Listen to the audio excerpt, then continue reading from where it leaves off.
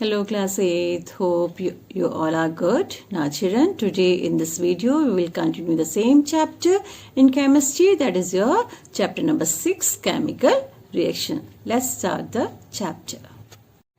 Now reversible reactions are the chemical reactions in which the products formed, they react together to form the original reactant depending on the condition of the reaction. Actually, suppose A and B are the two reactant. When they combine, they form the products C and D. But when the conditions change, then these products C and D, they combined again and change back to A and B. And this type of reactions are called reversible reactions. Right? Now, for examples of reversible reactions are sulfur dioxide and oxygen. When they react in presence of catalyst vanadium pentoxide, V2O5 is a vanadium pentoxide at the temperature of 450 degrees Celsius, then the product formed is sulfur trioxide. This sulfur trioxide can decompose into sulfur dioxide and oxygen. Right? Now, steam is passed over a red hot iron. Then, what is formed? Triferric tetroxide is formed, and hydrogen gas is evolved. But what's happened? This reaction may be reversible, or it can reverse back to iron and water. Right? The same way when calcium carbonate is heated, it forms calcium oxide and carbon dioxide. But when you cool down, this calcium oxide and carbon dioxide again react together and change back to calcium carbonate. Same way nitrogen and hydrogen, when they react in presence of catalyst iron at 450 degrees Celsius, then ammonia gas is formed. The conditions are changed. Then this ammonia decomposes into nitrogen and hydrogen. The same way when nitrogen and oxygen, they at 3000 degrees Celsius, they combine together and form nitric oxide. But this nitric oxide can change back to nitrogen and oxygen. Reversible reactions are always shown with double arrow. One is showing towards the forward and other is showing backward. Right? When this hydrogen chloride is heated more than 500 degrees Celsius, then it decompose into hydrogen and chlorine gas.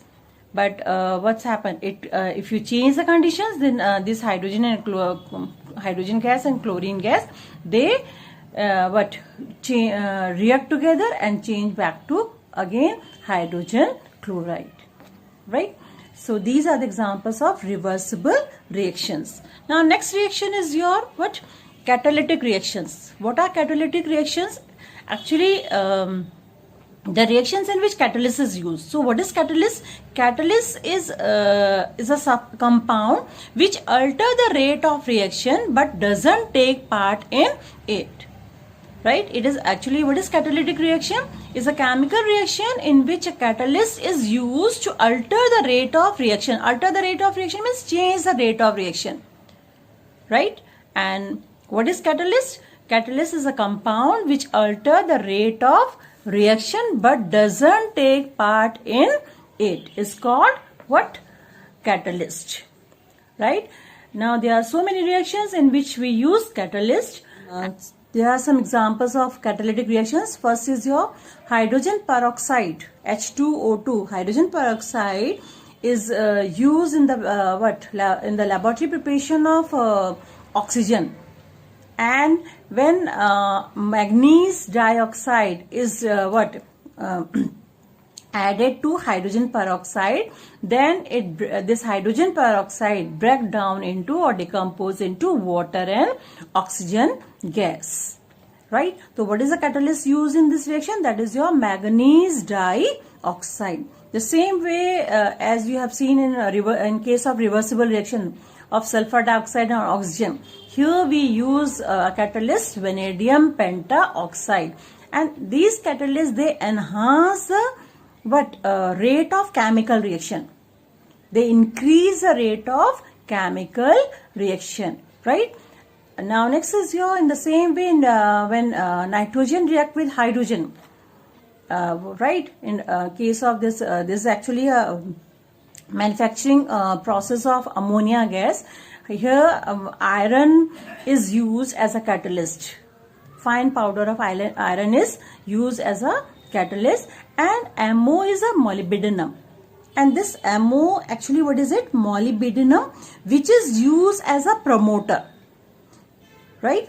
And then this ammonia gas is formed. So which catalyst is used in manufacturing of ammonia gas? That is your iron. Now next is your, when ammonia gas react with oxygen gas, or when oxidation of ammonia gas takes place in presence of catalyst platinum, then nitric oxide and water is what produced. And here the catalyst is platinum. What is it? The catalyst is used platinum, right?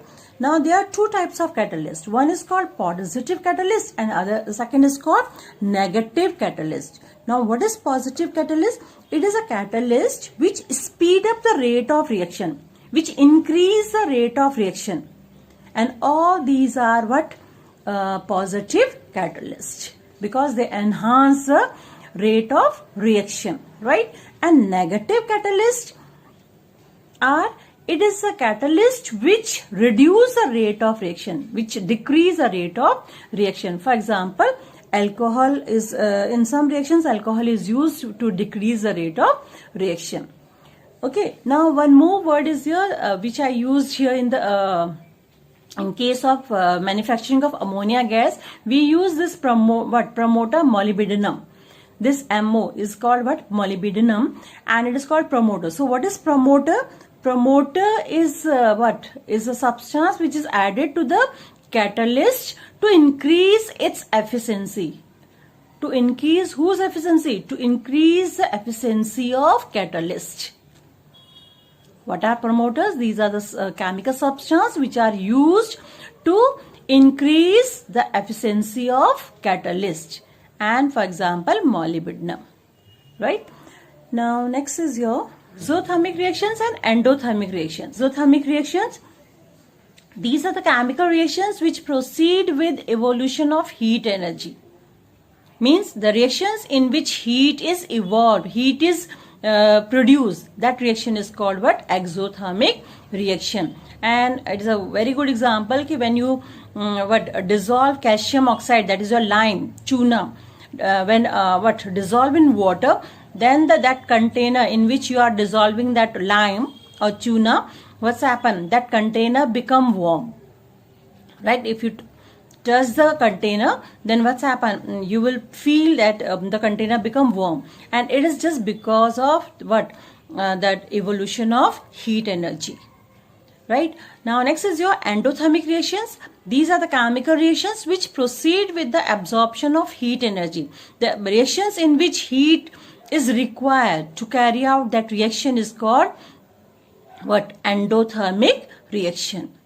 And exothermic reactions are what? Always represented by plus triangle, means heat is what? Evolved, and minus triangle meaning heat is absorbed, right?